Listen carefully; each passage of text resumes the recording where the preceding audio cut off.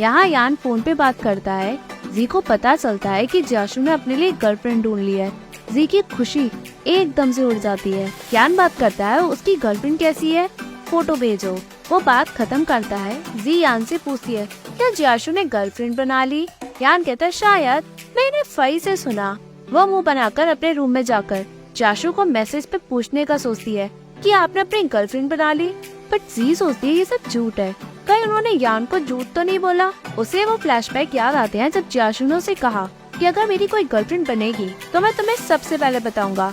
जी कहती है, आपने प्रॉमिस किया था। वो उसे मैसेज नहीं भेजती और सोचती है क्या उसे डायरेक्ट पूछ लूं। दूसरे ही दिन जी फ्लाइट लेकर यही अकेले पहुंचती है। तभी उसे यान का कॉल आता है कि तुम ट्यूशन क्लास क्यों नहीं गई, कहाँ हो तुम? जी कहती है, मैं यही हूँ। यान शॉक में पूछता है, तुम वहाँ क्यों चली गई?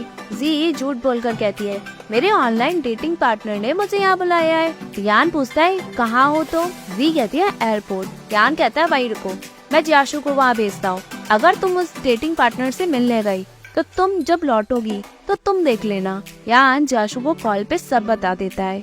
यहाँ जी के पास उसके पेरेंट्स को कॉल आता है। फादर चिंता होकर पूछते हैं, जी तुमने प्रॉमिस किया था ना? तभी मदर कहती है, इधर उधर तुम मत चले जाना, हमारी सेफ्टी प्रायोरिटी है। वो उसे प्यार से कहती है, भाई एयरपोर्ट पे रहना, अगर कोई परेशान करे तो पुलिस के पास चले जाना, और जाशु वहाँ आ ही रहा होगा और उससे अच्छे से बात करना, ओके?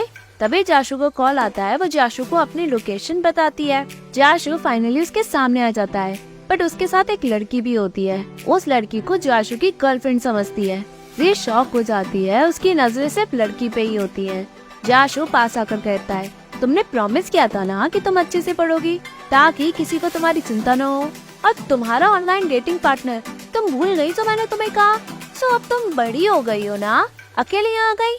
जी सोचती है, तुमने प्रॉमिस किया था कि अगर तुम्हारी गर्लफ्रेंड होगी तो मुझे सबसे पहले बताओगे, तुमने अपना प्रॉमिस नहीं रखा।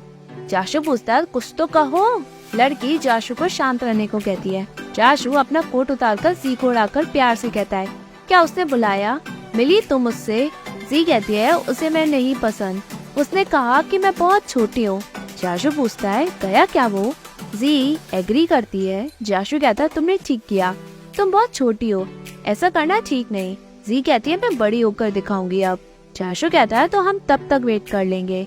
जी कहती है, जब तक मैं बड़ी होंगी उसे किसी और से प्यार हो जाएगा। जाशु कहता है, कोई बात नहीं, तुम्हें उससे बेहतर मिलेगा। जी सब सोचकर रोती है और उसे सॉरी कहकर कहती है, मैंने प्रॉब्लम कर दी, अगली बार ऐसा नहीं होगा। जाशु कहता है, मुझे कोई प्रॉब्लम नहीं हुई। वह जैसे ही टिश्यू पेपर देखता है, लड़की उसे टिश्यू पेपर दे देती है। जाशु जी को आंसू पोंछने के लिए कहकर कहता है, हमें तुम्हारी चिंता हुई, हम तो डर ही गए कहीं तुम्हें कुछ हो तो नहीं गया, बट अब तुम्हें तुम्हारी गलती समझ आ गई ना। चलो बाथरूम में जाओ और फ्रेशन अप होकर आओ, हम खाने चलते हैं। जी कहती है, मुझे अब घर जाना है। जाशु कहता है, जाने से पहले कुछ तो खा लो। वो उसे ID कार्ड मांगता है ताकि वो उसकी फ्लाइट बुक कर सके। लड़की कहती है, मैं तुम्हारे साथ चलूं क्या? जी मना करती है। जाशु फ्रेशन अप होने के लिए उसे कहता है। जी रोती है और चली जाती है। जाशु कहता है, छोटी लड़की अब बड़ी हो गई है, उसके भी आंखों में आंसू होते हैं। जी रोते हुए चली जाती है और साइड से लड़की और जाशु को बातें करते हुए देखकर फूट फूट कर रोती है। जब जी फ्रेशन अप होकर आती है, जाशु कहता है, तुमने कोट क्यों उतारा, तुम्हें इसकी जरूरत नहीं है क्या? तभी जी मना करके पूछती है, वो लेडी कहाँ गई? जाशु कहता है, उन्हें काम आ गया, वो चली गई। क्या मैंने तुम पे ज्यादा गुस्सा किया? जी कुछ नहीं कहती। जाशु कहता है, बच्चे तो भूल ही जाते हैं, और अब तुम मुझे स्ट्रेंजर की तरह ट्रीट करोगी क्योंकि मैं तुमसे कुछ दिनों से नहीं मिला? मेरा तो दिल ही टूट गया है। जी पूछती है, फ्लाइट टिकट कितने की है? जाशु कहता है, इतनी महंगी नहीं है, हमारे पास टाइम है, चलो हम लंच पे चलते हैं। जाशु उसे अपने साथ ले जाता है और उसे खाने को देता है। जाशु खांसता है। जी पूछती है, आप बीमार हो क्या? जाशु कहता है, नहीं, ये बस कोल्ड है, मैं ठीक हूँ, तुम खाना नहीं चाहती? तभी जी अपने बैग से गिफ्ट निकाल कर देती है। जाशु कहता है, ये मेरे लिए? वो उसमें अपने लिए नेक टाई देखता है। जाशु कहता है, मतलब तुम्हें मैं याद हूँ? I love your gift, thank you. तभी जाशु के पास कॉल आता है, वो चला जाता है।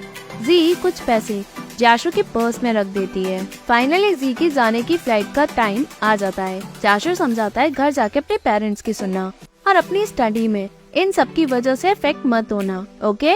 जी कहती है, आपको कहने की अब कोई जरूरत नहीं। जाशु कहता है, मतलब? जी मन में कहती है, आपकी तो अब गर्लफ्रेंड है, ये सब कहने की अब क्या जरूरत है।